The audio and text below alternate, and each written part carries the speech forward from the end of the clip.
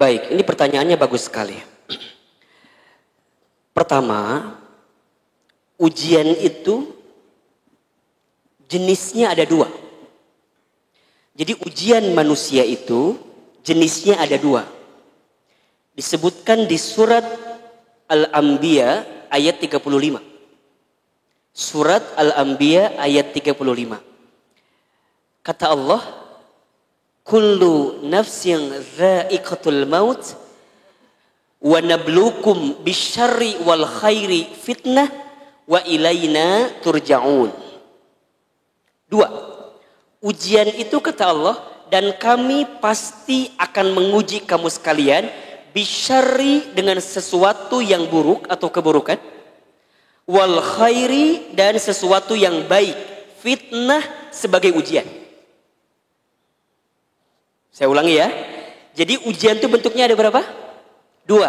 Satu, keburukan, sesuatu yang buruk, sesuatu yang sulit, sesuatu yang gak enak buat kita. Atau yang kedua, justru Allah menguji kita dengan sesuatu yang baik-baik, ya, kebaikan, kebahagiaan. Jadi bagaimana Ustadz?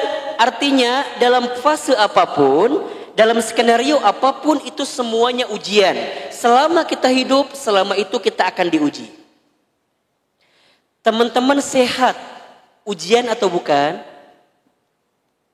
Teman-teman sehat, ujian atau bukan? Ujian. Teman-teman sakit, ujian atau bukan? Ujian. Teman-teman lapang hidupnya, ujian atau bukan? Ujian. Teman-teman sempit hidupnya, ujian atau bukan? Ujian. Teman-teman kaya, ujian bukan?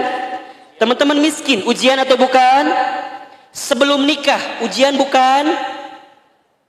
Kencang betul, itu ujian itu ya.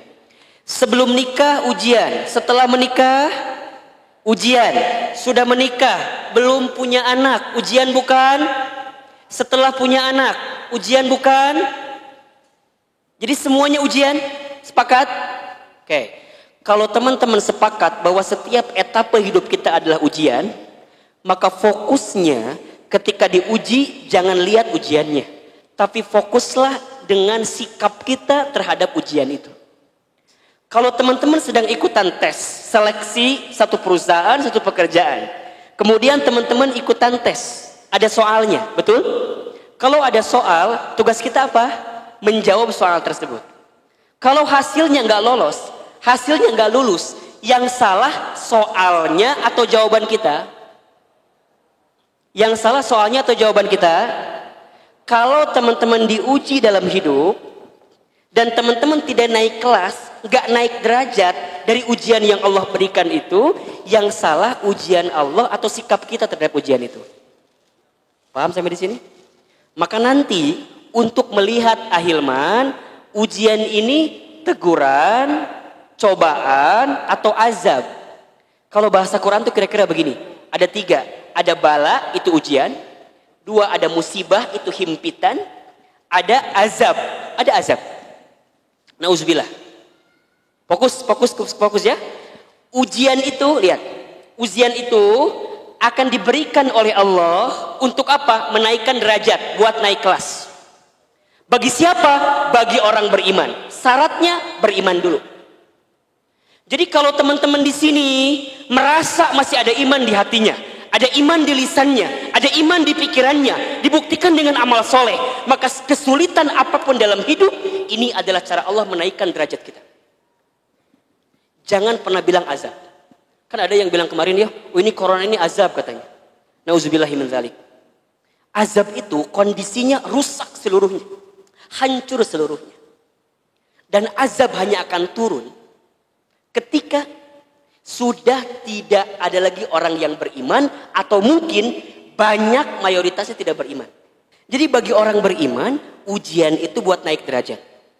Yang kedua, ujian jadi teguran. Bagi siapa? Dia beriman sih, tapi mohon maaf, dalam amalnya masih ada maksiat, dosa yang dia belum sempat minta ampun kepada Allah. Jadi untuk mengukur ini ujian, musibah atau azab bukan dari Allahnya, tapi dari kitanya. Kalau teman-teman di sini merasa dosanya banyak, maksiatnya banyak, berarti saat teman-teman diuji itu apa namanya? Teguran. Jadi teguran tuh nggak bisa dipukul rata. Karena bagi orang itu beda-beda. Tapi kalau Ahilman boleh bilang, ya memang kita ditegur sama Allah. Sedang disentil sama Allah. Nah kalau azab, nauzubillah. Mudah-mudahan kita tidak. Karena azab hanya berlaku bagi orang-orang yang tidak beriman. Al-A'raf ayat 96. Walau anna ahlal qura amanu wattaqau lafatahna alaihim barakatim minas sama'i wal ard walakin kadzabu fa akhadnahum bima kanu yaksibun.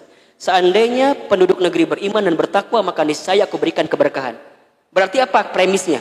Kalau sudah enggak ada yang beriman, kalau udah enggak ada yang bertakwa, lafatahna alaihim barakatim minas sama walakin kadzabu fa akhadnahum bima kanu yaksibun. Allah akan menyiksa kita. Makanya ya, punten nih. Sesulit apapun hidup kita, jangan menggadaikan iman kita.